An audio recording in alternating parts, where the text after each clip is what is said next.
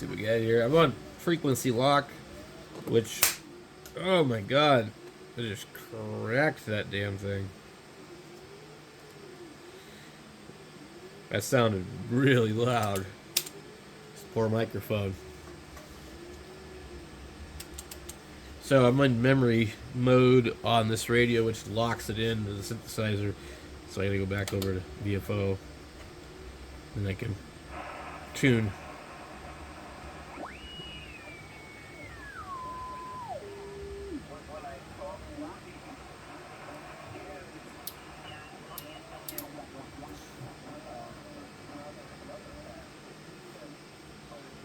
In Vietnam. We're at AM.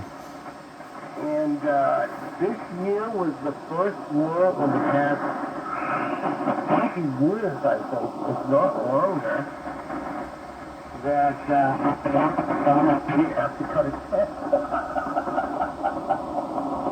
Yeah, at the end of the year, I didn't have to cut a check. I had put enough in, and then stopped working long enough and long enough for the year number turned out to be almost a wipe. I think we got $100 back. But it was the first year in forever since I have anything that was other than making a payment. And yeah, like Steve said, I mean, that's how it's done. How do you take an oscillator and get it to be 500 watts? It's not 1 amp.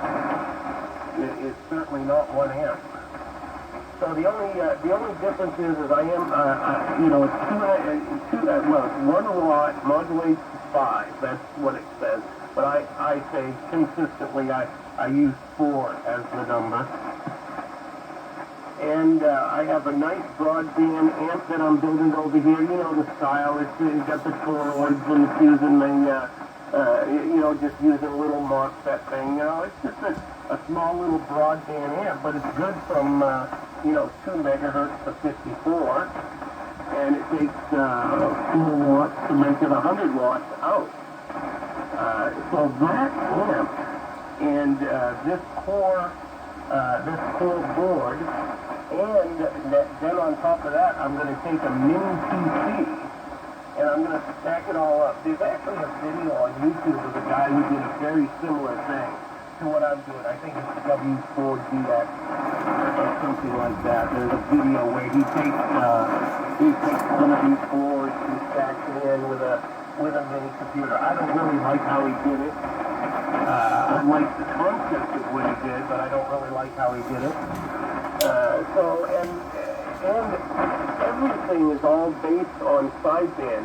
Anytime you talk to somebody, it's about compression and banging and booming and doing all this other stuff based in doing sideband operations. And although I have heard some decent sounding AM out of the digital radios, I still say I can tell the difference. They're not as dynamic. They're not asymmetrical. They're all just a big punched up, because everything, and it has the digital sound, I'm sorry. It's the same as if I close my eyes and sit in a room and you play me the same song twice, one from a CD and one from an LP, I'll tell you which one was the LP. So, I don't know how close I'm going to get, but I am going to take it down from the point of view of AM, and I'm going to try to set up a couple profiles that are going to be based in, AM. One will be good communications calling to cut through. Another profile will be just high fidelity, 8 kilohertz bandwidth of audio and 16 kilohertz total. All that. So I'm going to play with it, and I'm going to play with a lot of the other to see if I can get it to act like a tube radio. We'll see how close I can get to that. And then, let's see, cashews. Yeah, cashews. Big cashews. Yeah, cashews are everywhere. A lot of places are growing, selling cashews. Cashews are cheap. They're everywhere. You can, in Vietnam, anywhere you could go, you can buy bags. But food in general whatever it is cheap in Vietnam. And I talk about this all the time, how much we're getting ripped off. And I'm going to give you the biggest rip-off, and I know nobody cares because it's cigarettes.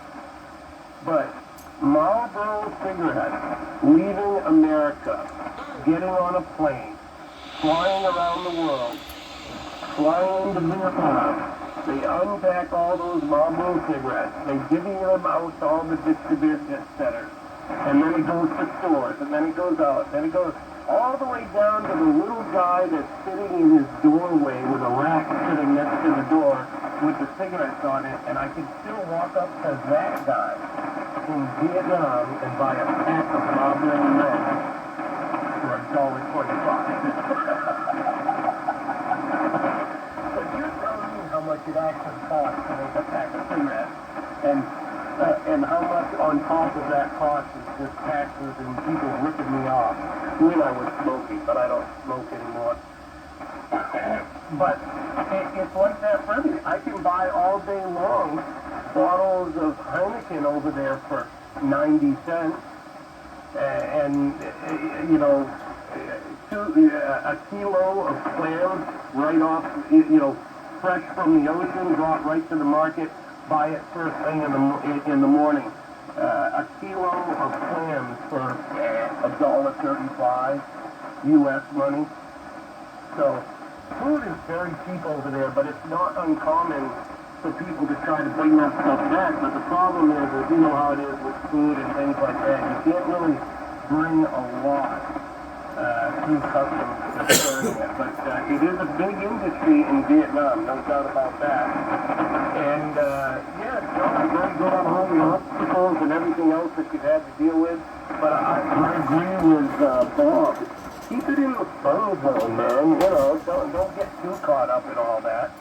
No need to drive yourself crazy in a situation of really where you just want to be able to play music, man, and enjoy it. So I hear you, but all your little events and all your stuff really sounds like a lot of fun, and I haven't been down to the yacht club in a long time.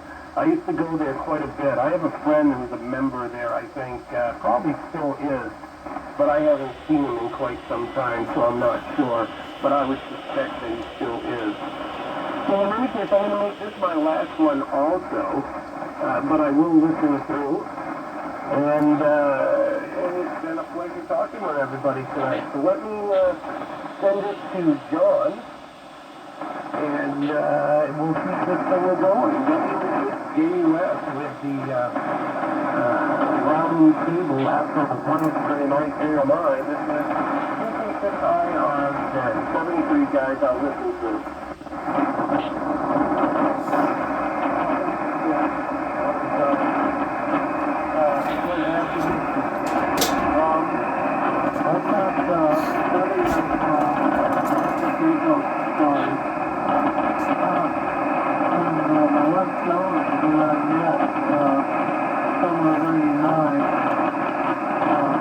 Working at a place called Garrison Social